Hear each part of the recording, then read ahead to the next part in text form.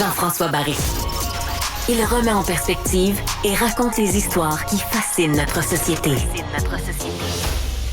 C'est l'heure de ma rencontre avec Sophie Durocher qui va d'un sujet quand même assez lourd aujourd'hui. Assez lourd, mais selon moi essentiel et incontournable. Donc, je veux te parler de Sheryl Sandberg. On se souvient d'elle parce que pendant des années, elle a été numéro 2 à Facebook. Tu sais, il y avait Mark Zuckerberg, puis elle était numéro 2. Elle était COO, Chief Operating Officer. Et c'est une femme extrêmement importante parce qu'elle a atteint les plus hauts sommets dans l'industrie, dans le monde des affaires. Sociaux qui est très important. C'est ça, et dans le monde des affaires. Donc, c'est vraiment une voix qui porte. Et elle est surtout connue, Sheryl Sandberg, parce qu'il y a plusieurs années, elle a écrit un livre extrêmement important, un essai féministe qui s'intitulait Lean In. Lean In, ça veut dire impliquez-vous.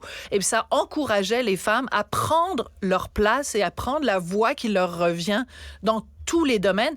C'était comme un manifeste de confiance en elle et qui s'adressait aux femmes. Ce qu'elle a sûrement beaucoup. Pour s'être rendue là, elle doit transpirer la confiance. Absolument. Mais dans son livre, ce qui était intéressant, c'est que justement, elle parlait des fois où elle avait manqué de confiance, ce qui était assez intéressant quand même de la part de quelqu'un qui est rendu numéro 2 de Facebook. Elle n'est plus à Facebook maintenant, mais elle continue à s'impliquer pour des causes féministes. Et la raison pour laquelle je te parle de ça aujourd'hui, c'est qu'elle a fait deux choses. Elle a publié une lettre et elle a fait une vidéo. Et dans sa lettre et son vidéo, elle dit la même chose par rapport au conflit en ce moment au Proche-Orient.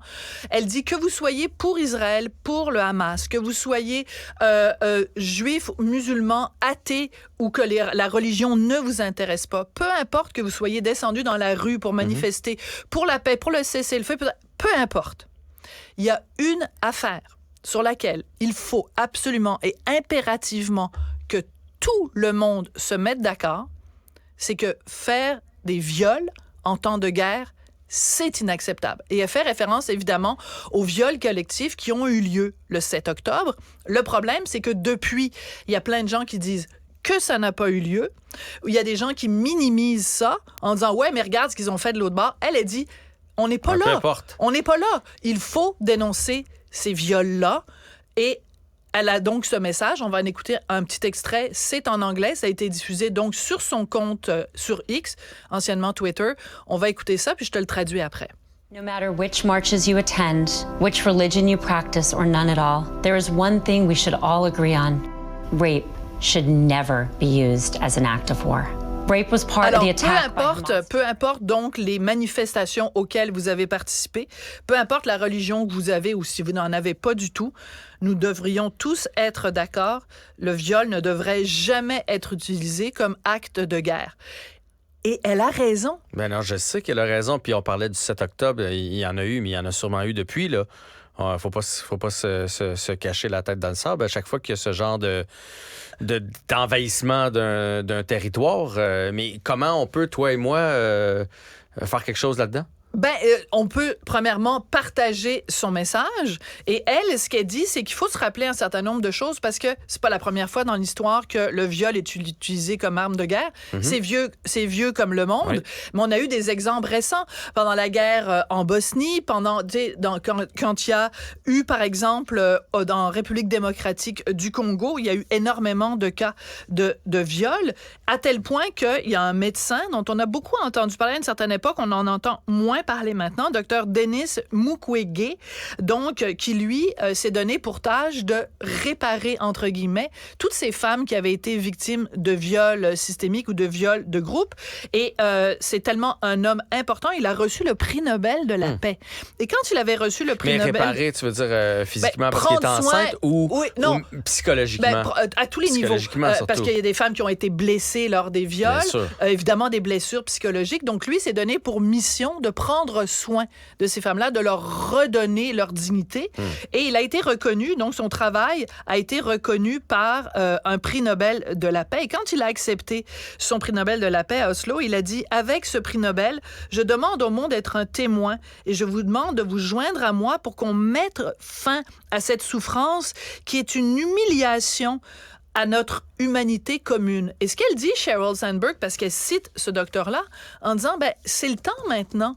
Puis comment ça se fait qu'il y a autant d'organisations féministes qui sont silencieuses? Comment ça se fait qu'il y a des hommes et des femmes qui nient la réalité des viols qui ont eu lieu le 7 octobre? Comment ça se fait qu'on n'en parle pas?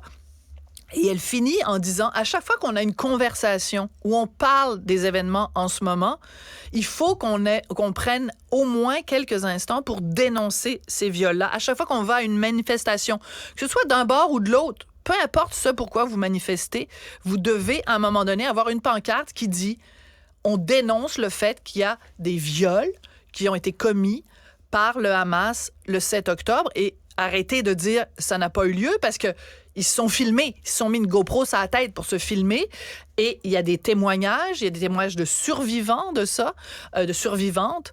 Donc, ils ont violé des jeunes, des moins jeunes, ils ont violé des vieillardes.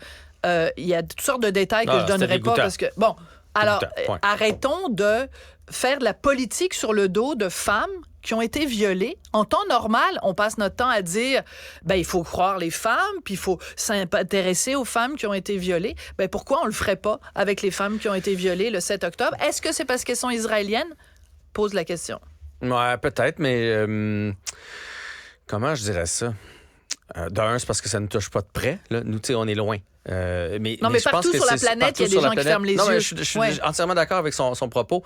C'est juste, j'ai l'impression, pour moi, c'est la même chose que quand on dit qu'il y a eu des morts. On dirait que ça vient avec. Il y a une guerre. Ah ouais, il y a des morts, il y a des viols. Tu comprends ce que je veux dire? On est devenu insensible à ça. Puis c'est bon qu'elle nous ramène à l'ordre. Parce qu'il faut pas devenir insensible aux morts puis aux viols. Fait qu'il faut absolument le faire. Mais on dirait que, tu sais, aussitôt qu'on entend parler d'une guerre, on sait que ça va venir avec ce genre de comportement-là. Mais oui, il faut le dénoncer. Absolument.